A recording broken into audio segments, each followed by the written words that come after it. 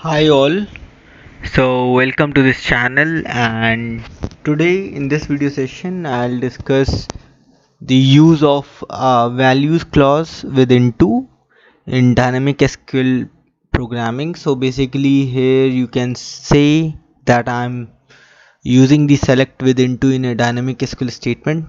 So as we all know that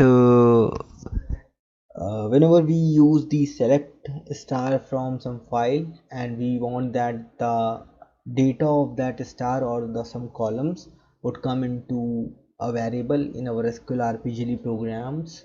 So what we face SQL RPGL programs or SQL stored procedures, what we face the issue is we would be only able to use them in the static SQLs. So we can only use them in the static SQLs like select star from this into this. So or you can say select star from this into these variable, but we won't be able to use them in the dynamic SQL statement. So whenever if we want that, we should use them in the dynamic SQL statement and we should then process them.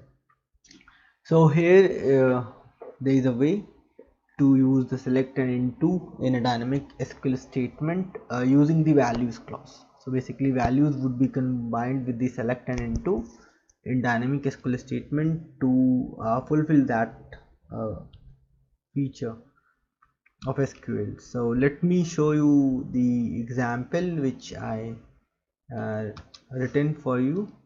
So here you can see I am creating a stored procedure in SQL DB2 basically. So create or replace procedure stored for name, and it's a specific name is stored for again, and which means that the program object which will be created would be of name this is the body. So main logic is here. We have declared two variable var1 and var2, where var2 is of integer type and var1 is of varchar 1000. Now you can see how we use the values and select into in a dynamic SQL statement, and then we are preparing and executing the same. So you can see this was the select count name from this. So this was the actual statement, and once I written, so I can if I would be writing an static SQL, then it would be like something like this: select count name into.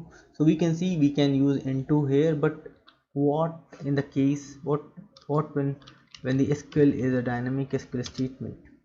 So here you can see we are preparing an statement, so that is select count name from this.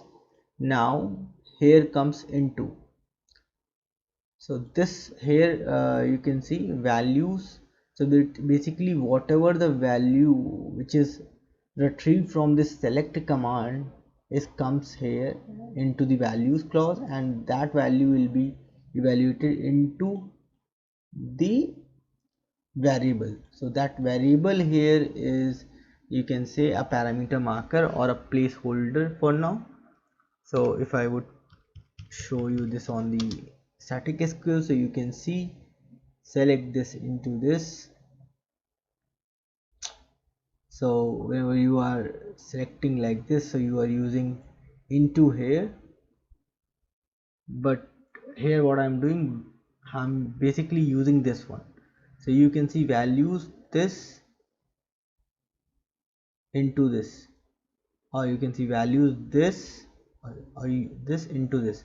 So basically values this, so this expression is replaced with the SQL statement. So you can see values, and then that is expression either var1 plus 2 or something like that, that or null or something other value is replaced with that SQL statement. So this SQL statement will return that value, that is a count, and I'm evaluating that into this. Now here I'm not using the variable name because I don't, that would be a variable, not a statement. So into then parameter marker, then I'm preparing the same with statement this. So prepare count record from var1. So basically I am preparing statement, SQL statement from this variable.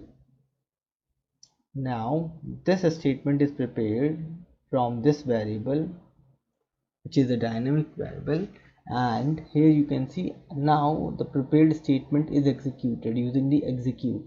So using prepare keyword, the statement gets prepared from this variable var1, and it is executed using the same prepared statement this, using the val2. Now whenever I am using the using keyword, it means that I am evaluating something into some variables. So whatever the value which is written from this would be evaluated to val2 variable. Now that's the end of the body. Let's create the SQL function, stored procedure. Stored proc is the source file. Stored for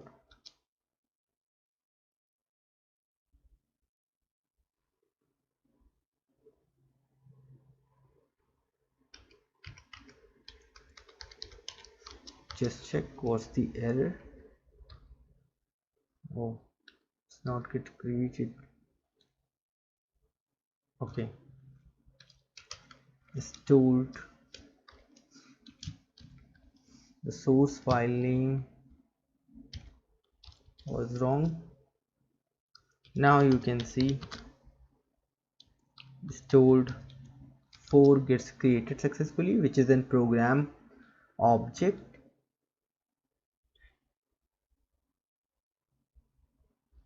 Now is the time to debug this. So first of all we need to create this using the debug view source set. So we'll be setting like this, just page down again, set the debug view. Now just debug this stored 4.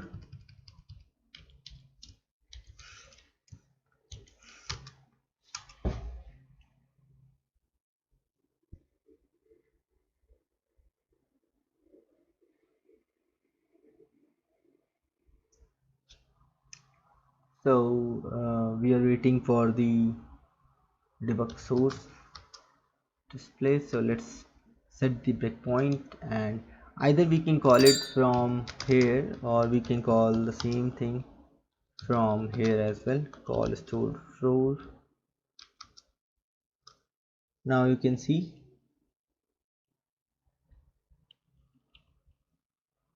var1 is null. Initially it's also null. Now you have validated the variable 1. Values select count name from this into this. Now just prepare this.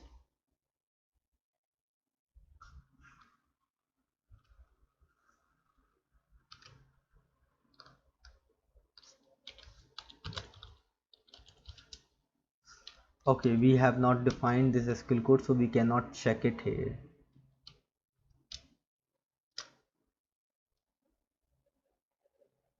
So from this variable we have prepared the statement, SQL statement this, and then I am executing this using val2. So val2 would get the count of whatever that is. Now you can see how you executed the select and into in an dynamic SQL statement using the values clause. So most of us, I know that face this issue that they can't be able to use the select with into a dynamic in a dynamic SQL statement. So this way they can prepare the dynamic SQL statement, and of course yes, this would work there. And let me finish this. After this I would let you show from here as well that we can call this from here also, command line. Just check. Now var1 is the statement which we prepared from here. Now it is prepared and executed, so you can see the records are 6. So this way you can call and debug, or you have seen the compilation of the stored procedure. And this is the most important thing which I have described here. So I think that's all in this video which I am to show you or discuss with you. Now you would be able to use the select and into in a dynamic SQL statement using an alternative way, that is of values clause within to. So that's all in this video. Thank you and have a nice time.